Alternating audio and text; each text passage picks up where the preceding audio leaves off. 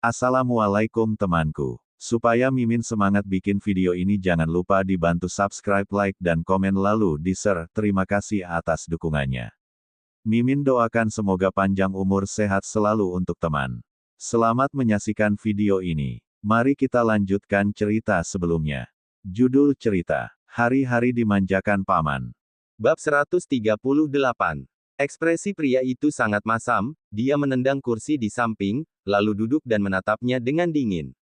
Pamela hanya makan satenya tanpa memedulikan orang di sekitar. Saat makan sampai seru, dia memberikan sate kambing di tangannya ke depan mulut pria sambil tersenyum senang. Cobalah. Agam ragu sejenak, tetapi dia sepertinya tertarik, jadi pelan-pelan membuka mulutnya. Pamela menarik balik satenya, lalu memakan sate itu sambil bercanda pada Agam, "Paman, bukankah tadi kamu bilang kamu nggak mau makan?" Ekspresi Agam yang tidak begitu dingin meniadi masam, bahkan sepasang mata disipitkan dan melintas rasa bahaya. "Mempermainkanku." Pamela hanya mengatupkan bibirnya, lalu mengambil sate baru dari piring untuk diberikan padanya. "Sudahlah, aku nggak bercanda padamu lagi. Wanita dan pria harus jaga jarak, kita nggak boleh makan satu tusuk, itu juga nggak sehat. Aku traktir kamu makan sate baru. Cobalah, sangat enak." Karena sudah dipermainkan sekali, kali ini Agam tidak akan mempercayainya dengan mudah, dia menatapnya dengan waspada, baru menerima sate itu. Kali ini, Pamela memang berencana membiarkannya coba, jadi tidak menarik balik. Melihat Agam menerima sate yang dibuat toko di pinggiran jalan, Ervin segera menghalang. "Tuan Agam, kamu nggak boleh makan makanan yang nggak higienis." Pamela melirik Ervin sekilas, lalu berkata dengan acuh, "Meski nggak higienis, juga nggak akan kena masalah kau memakannya." Ervin hanya mencibir, dia tak peduli Nona Pamela makan apapun, tetapi Agam tidak pernah makan makanan seperti ini, bagaimana kalau dia sakit perut? "Tuan Agam." Agam melambaikan tangan yang bermaksud pergi sana, jangan mengatur terlalu banyak. Ervin merasa tak berdaya, hanya bisa mundur sambil cemas, tapi dia tidak berani berkata apa-apa. Agam melihat tampak Pamela yang makan sate, dia pun menggigit sate di tangan dengan kaku, lalu mengunyahnya dengan anggun, baru menelannya. Saat ini, Pamela yang di samping mendekat sambil bertanya dengan mata membelalak, "Paman, bagaimana rasanya?" "Apa sangat enak." Agam menganggukkan kepalanya. "Cukup enak. Lihat, aku nggak bohong, kan?" Pamela merasa bangga karena berhasil membiarkan paman makan sate, jadi menolehkan kepala sambil tersenyum. "Tapi, Paman, dari caramu makan, sudah tahu kamu baru pertama kali makan di pinggir jalan. Cara makanmu Fang anggun seperti Nona di kediaman.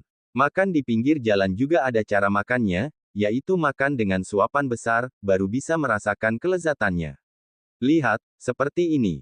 Nona di kediaman." Bisa-bisanya wanita nakal ini membandingkan dia dengan Nona di kediaman. Wajah Agam menjadi masam, lalu memelototi cara makan Pamela yang tak anggun, tiba-tiba terpikir sesuatu. Tampak wanita ini makan dengan suapan besar, terlihat sangat alami dan menyenangkan, bahkan penuh dengan rasa positif terhadap hidup. Sikapnya ini membuat orang tak bisa marah padanya. Dia benar-benar tidak seperti wanita yang berpura-pura lemah lembut, bahkan selalu bersikap anggun di depannya, jadi terlihat tidak bernyawa. "Pamela, 20 tusuk sate yang kamu minta sudah datang." Wanita pemilik toko pinggir jalan ini menghidangkan sepiring sate, setelah melihat Agam yang duduk bersama Pamela, matanya pun berbinar. "Yo, ini lebih tampan dari yang waktu itu. Pamela, kamu benar-benar hebat, orang-orang yang kamu kenal, semuanya sangat tampan." Pamela tersenyum ceria. Lumayan, lumayan." Wanita pemilik toko mengambil sebotol soda dari dalam ember es dan memberikan pada Agam. "Kamu pertama kali kemari, aku kasih kamu sebotol soda. Kalau merasa makanan toko kami enak, kelak harus sering membawa Pamela kemari." Agam menundukkan kepala untuk melihat sebotol soda itu, bahkan tidak terbiasa dengan sikap antusias dan pemberian tanpa alasan dari pemilik toko. Ketika dia mau menyuruh pemilik toko mengambil pergi minuman ini, bahkan berkata dirinya tidak butuh Pamela membantunya menerima sambil berkata dengan senang, "Terima kasih, Bu. Kita akan sering kemari." Wanita pemilik toko berbalik dengan senyum untuk melanjutkan pekerjaannya. Bab 139. Agam menyipitkan matanya. "Apa kamu kenal dekat dengan pemilik toko di sini?" Pamela menganggukkan kepalanya. Ya, dulu kami sering makan malam di sini. Kalian. Ya, aku dan temanku. Tiba-tiba terpikir apa yang dikatakan pada wanita pemilik toko, kalau dia lebih ganteng dari pria yang sebelumnya dibawa Pamela kemari. Jadi, dia pernah bawa pria lain kemari. Siapa pria itu? Agam mengerutkan alisnya. Teman atau mantan pacar? Pamela menggelengkan kepalanya dengan jujur. Bukan. Sedih juga mengatakan hal ini, sampai sekarang aku masih lajang, tak ada mantan pacar. Biasanya aku datang bersama teman kuliah dan teman-teman yang tumbuh bersamaku sejak kecil. Tatapan Agam menjadi dingin. Teman kuliah. Apa orang yang waktu itu memberimu kancing? Bukan dia. Setelah Pamela menjawab tanpa ragu, dia terbengong sejenak. Tunggu dulu, Paman, kok kamu tahu ada yang memberikanku kancing? Ekspresi Agam menjadi dingin, lalu mendengus sambil berkata, kebetulan hari itu aku di sekitar sana. Pamela mengingat sejenak, baru teringat hari di mana dirinya wisuda. Dia dan Paman berjalan di koridor, lalu bertemu dengan adik junior yang mencarinya dan berbincang dengan dirinya. Paman pasti di sekitar sana melihatnya. Dia hanya juniorku saja, biasanya aku juga jarang berkomunikasi dengannya. Dia bilang kancing itu diberikan kepadaku sebagai kenangan, saat itu aku merasa bingung, apa zaman sekarang lagi tren kasih kancing. Tapi, aku lihat itu bukanlah barang yang mahal, jadi ku terima. Tatapan Agam menjadi berbinar, bahkan mengangkat alisnya. Jadi, kamu nggak tahu maksud dia memberimu kancing itu? Pamela mengedipkan mata dan menunjukkan ekspresi kaget. Emangnya satu kancing ada artinya? Ya. Aku benar-benar nggak tahu, nanti aku periksa dulu. Selesai berbicara, Pamela bersiap menggunakan ponsel untuk memeriksa artinya. Agam langsung memegang tangannya yang memegang ponsel dan melarangnya, nggak penting, nggak usah diperiksa. Cepat makan, lalu pulang. Oh, baiklah. Pamela merasa agak aneh, merasa hari ini Paman sangat aneh. Namun, dia tidak berpikir banyak, hanya makan satenya dengan fokus. Selesai makan, dia berserdawat tak nyaman dan puas. Hari ini, Jovita sengaja mempersulit dirinya, jadi dia sudah lapar seharian. Ditambah, makan terlalu banyak di malam hari, jadi sekarang perutnya sangat buncit sampai susah berdiri. Ketika dia menopang meja untuk coba berdiri, satu tangan besar tiba-tiba diulurkan ke depannya. Pamela tercengang, lalu menengadahkan kepala untuk melihat Agam yang mengerutkan alis dan menatapnya dengan tak berdaya. Pamela ragu sejenak, tapi sulit untuk mengandalkan diri sendiri berdiri, jadi dia menerima niat baik Paman. Dia memegang tangan Paman agar bisa meminjam kekuatannya untuk berdiri. Setelah berdiri, Pamela mengucapkan terima kasih. Ketika Pamela mau menarik balik tangannya, Agam tidak mau melepaskan tangannya, malah menggenggam tangannya dan berjalan ke arah mobil dengan pelan. Ketika Pamela tahu dirinya tidak bisa menarik balik tangannya, dia pun berkata dengan tak nyaman, Paman, tunggu dulu, aku belum bayar. Agam menoleh untuk menyuruh Ervin membayar makanan tadi. Tangan yang digenggam Agam membuat Pamela merasa sangat kacau. Tangan besar pria yang kasar membungkus tangannya kecil dengan kuat, tapi tidak membuatnya kesakitan, hanya saja tidak bisa ditarik keluar. Kalian lihat, pria itu tampan sekali, dia datang ke toko pinggir jalan untuk menjemput pacarnya, loh. Pacarnya bukan hanya tampan, juga sangat lembut. Aku benar-benar tak bisa mengatakan apapun, hanya bisa iri saja. Bab 140. Mendengar pembahasan orang jalanan tentang perihal pacar, wajah Pamela menjadi merah. Seorang pria dan wanita bergandeng tangan sambil berjalan pasti akan disalahartikan sebagai pacar. Hanya saja dia dan Agam tidak berjalan berdampingan, melainkan satu di depan, satu di belakang. Paman berjalan di depan sambil menariknya, sedangkan dirinya berjalan di belakang dengan enggan. Daripada bilang mereka mirip seperti pasangan, lebih tepat bilang mereka mirip orang tua yang sedang menarik anak yang tak patuh. Pamela merasa disalahpahami seperti ini kurang baik. Secara pribadi, dia dan Paman hanyalah hubungan kerjasama, jadi dia ingin menarik balik tangannya, agar bisa menghilangkan kesalahpahaman orang di jalanan, namun, ketika dia baru menarik tangannya, Pamela melihat mereka sudah tiba di depan mobil. Agam pun melepaskan genggamannya, lalu membantunya membuka pintu sambil berkata dengan pelan, masuklah. Pamela langsung membungkukkan tubuh dan masuk. Ketika dia naik mobil, pria meletakkan tangannya di atas kepala Pamela, dengan begitu bisa melindungi kepala Pamela tidak terbentur.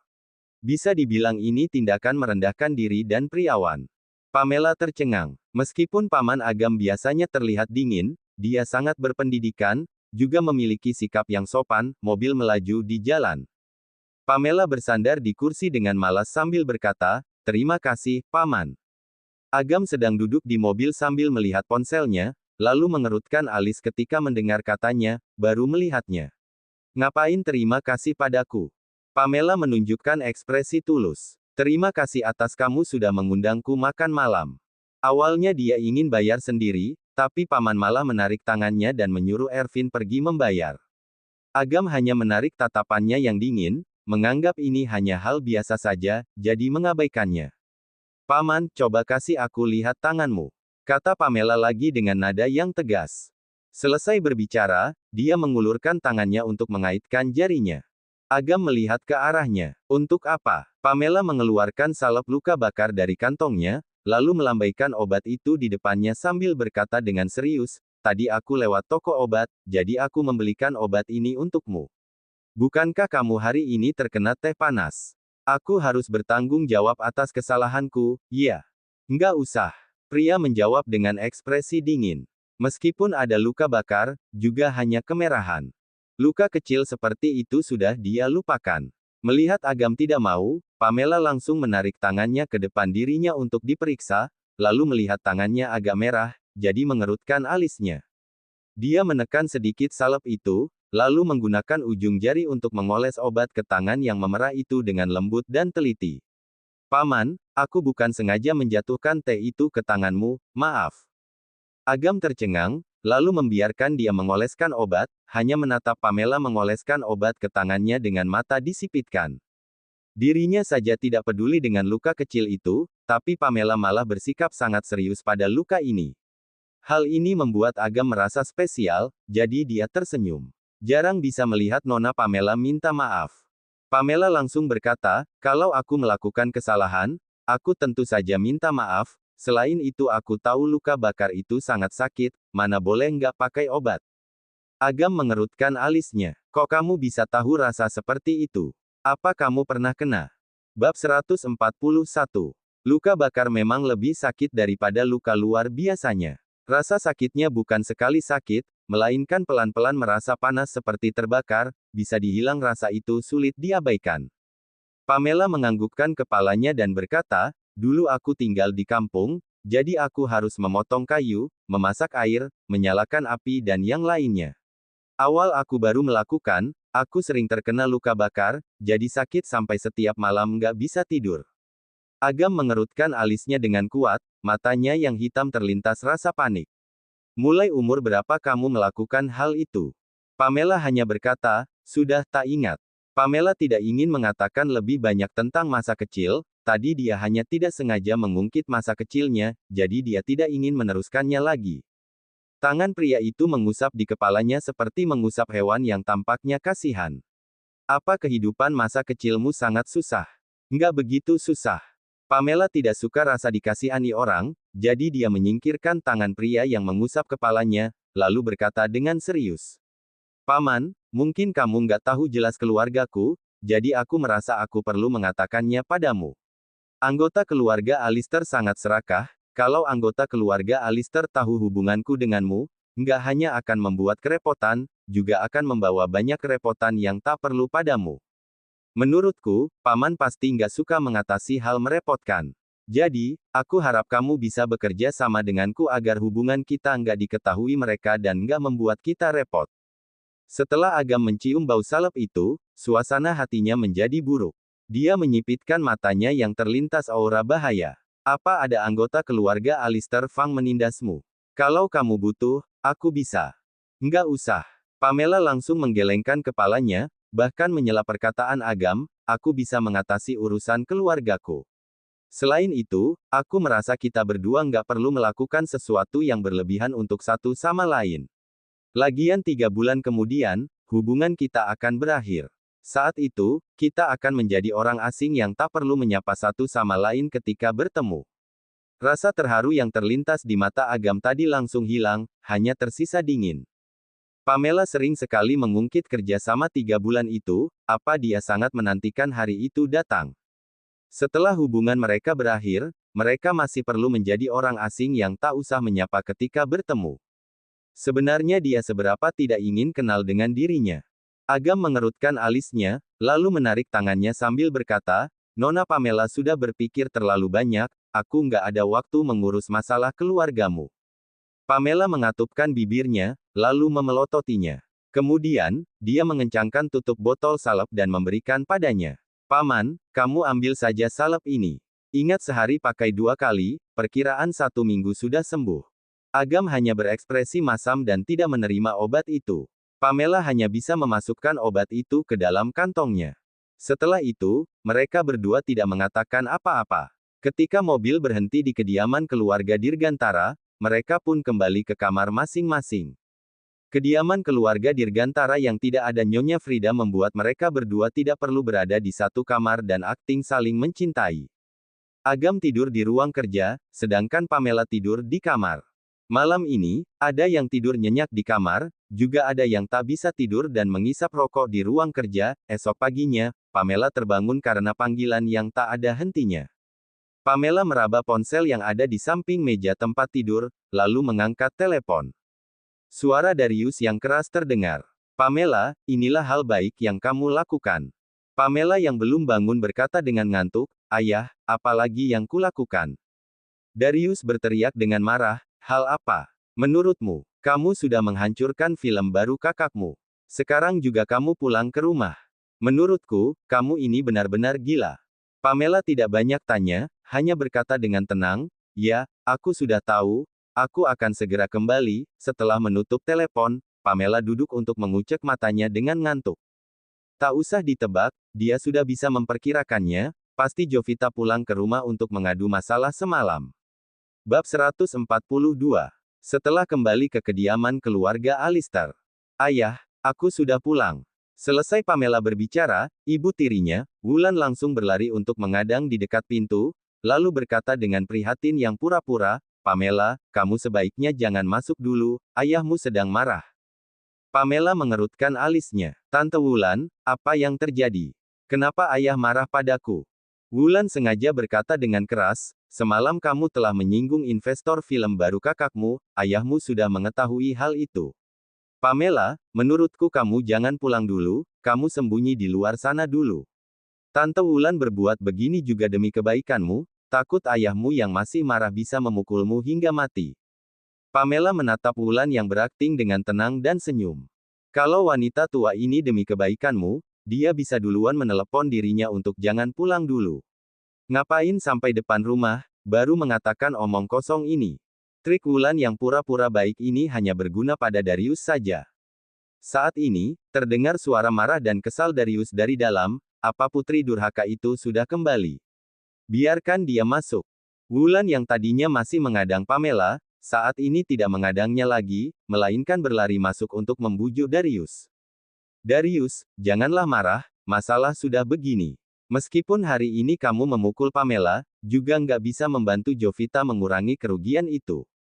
Bujukan Wulan malah membuat Darius makin marah. Awalnya Darius tidak memegang apapun, tapi setelah melihat sapu di samping, dia pun mengambil sapu itu. Hari ini, kalau aku nggak memukulnya, kebencian di hatiku nggak akan terlampiaskan, juga akan membuatku bersalah padamu dan Jovita. Pamela berjalan dari luar sampai ruang tamu, lalu melihat Darius selaku ayahnya yang memegang sapu dan ingin memukulnya. Wulan yang tampaknya terlihat baik, sebenarnya sedang mengompori ayahnya, ditambah Jovita yang sedang duduk di sofa sambil menangis dengan bahu gemetar, tampaknya sungguh kasihan. Begitu melihat Pamela, Darius makin marah, dia memarahinya, putri durhaka. Cepat berlutut untuk meminta maaf dan terima pukulan. Ekspresi Pamela terlihat sangat tenang, dia menatap ayahnya dengan tenang sambil bertanya, aku nggak ngerti kenapa ayah mau memukulku. Kamu nggak mengerti. Darius berkata lebih keras, aku tanya padamu, apa kakakmu kasihan padamu karena susah mencari pekerjaan, jadi membiarkanmu menjadi asistennya dan memberi gaji tinggi untukmu, kan? Pamela mengerutkan alis dengan bingung. Ya bisa dianggap seperti itu. Darius bertanya lagi dengan tidak puas, jadi, bagaimana kamu membalas kebaikan kakakmu? Pamela yang terlihat rajin berkata, tentu saja bekerja dengan giat agar bisa membalas kebaikan kakak. Darius memelototinya. Bekerja dengan giat. Apa kamu sudah bekerja dengan giat? Beberapa saat ini, kakakmu dengan susah payah menandatangani kerjasama dengan perusahaan baru, juga menerima film dari Pak Rudi. Semalam membiarkanmu ikut mereka dan menuangkan teh, alhasil kamu malah menumpahkan teh ke tangan investor. Pamela, apa niatmu, sih? Pamela mengelak, baiklah, ini memang salahku, tapi aku nggak sengaja. Darius mengangkat tinggi sapu di tangan dan menunjuknya dengan marah. Apa kata nggak sengajamu bisa mengatasi semua masalah? Karena kesalahanmu semalam membuat film baru kakakmu nggak ada investor, jadi nggak bisa mulai syuting. Itu adalah film baru Pak Rudi, aktris yang bisa memainkan filmnya, kelak akan menjadi aktris papan atas. Apa kamu tahu kamu sudah menghancurkan masa depan kakakmu? Di keluarga kita hanya kakakmu yang sukses, kariernya baru ada kemajuan, kali ini malah hancur di tanganmu. Wulan tersedak sedih, Pamela, kali ini benar-benar kesalahanmu. Tante Wulan tahu kamu pasti akan iri ketika melihat kakakmu lebih baik dari dirimu, tapi kamu juga nggak boleh di hal sepenting itu merusak masa depan kakakmu. Aduh. Bab 143. Jovita menengadahkan kepalanya sambil menangis, lalu berkata dengan sedih, Pamela, aku sangat baik padamu. Aku berniat baik membiarkanmu menjadi asistenku, bahkan duluan membayar gaji 20 juta untukmu. Kalau kamu jadi asisten orang lain, mana ada gaji setinggi ini? Tapi kenapa kamu mau mencelakaiku? Huhuhu. Wulan segera membujuk putrinya, Jovita, jangan nangis lagi. Ayahmu dan aku tahu kamu sedih. Aduh, adikmu hanya iri padamu, jadi merusak kariermu. Tapi kita adalah sekeluarga, kamu anggap saja dia ceroboh, jangan keberatan padanya lagi. Perkataan itu membuat Darius makin sakit hati, bahkan melihat Pamela dengan tatapan marah dan kecewa. Lihatlah, betapa baiknya Tante Wulan padamu, masalah sudah begini, tapi dia masih membujuk kakakmu untuk jangan keberatan denganmu. Bagaimana denganmu? Pamela mencibir. Darius mengangkat tinggi sapunya, lalu ingin memukulnya, tapi seolah-olah teringat sesuatu yang dicemaskan, jadi dia tidak berani memukulnya. Hanya bisa melempar sapu di tangan dan berkata dengan marah. Hari ini, aku nggak akan memukulmu, cemas kemas barangmu dan kembali ke kampung, kelak jangan ke kota marilah.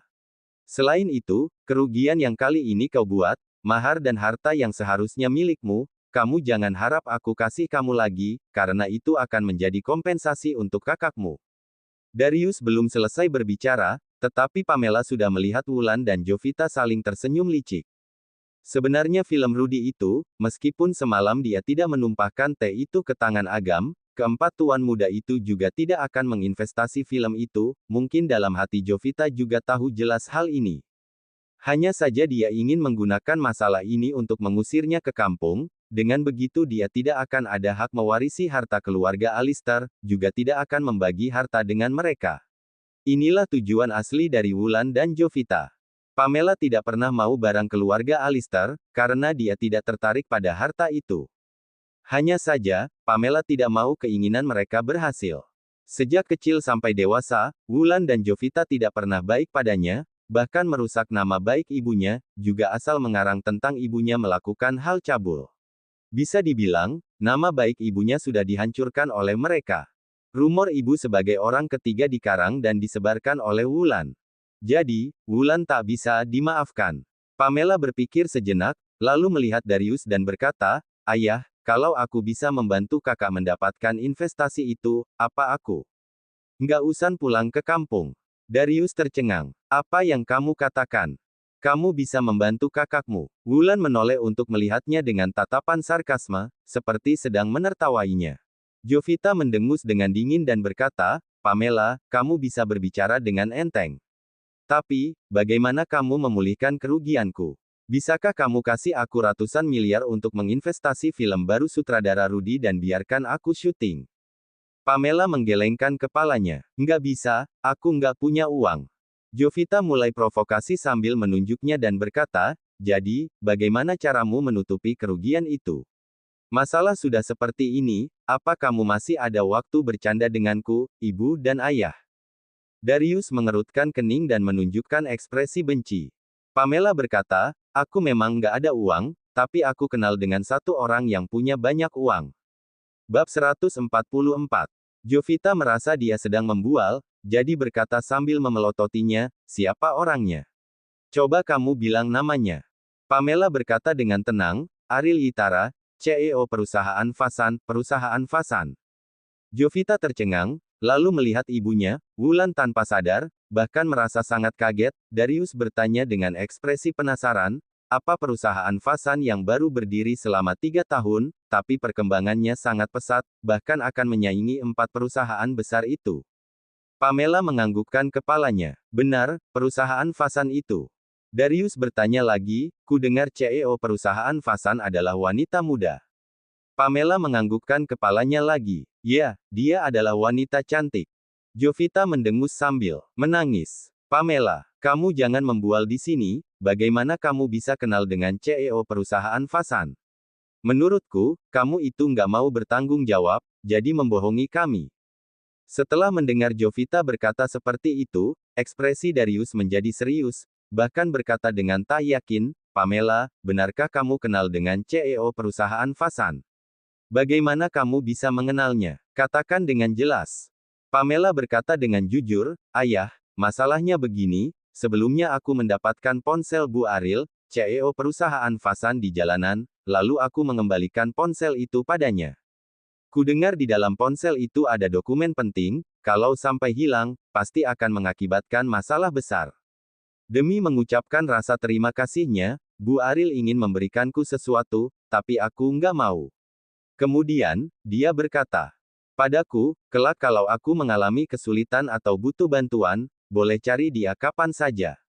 Dia juga memberiku kartu namanya. Selesai berbicara, Pamela mengeluarkan kartu nama dari kantongnya, tetapi sebelum memberi ayahnya lihat, mata Wulan yang berbinar merebut kartu nama itu untuk memeriksanya. Material kartu nama itu sangat bagus, bahkan tulisan di atas juga sangat cantik dan tepi kartunya dilapisi lapisan perak. Material yang kelas atas ini membuatnya tahu kalau ini bukan kartu nama biasa.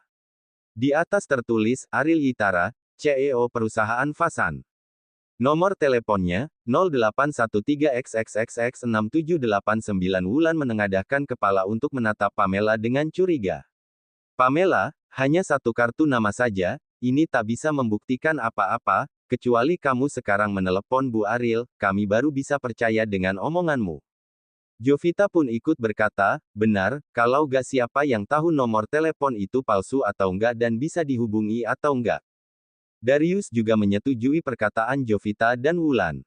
Pamela, sekarang coba kamu telepon dan lihat apa Bu Ariel itu yang mengangkat teleponmu atau enggak.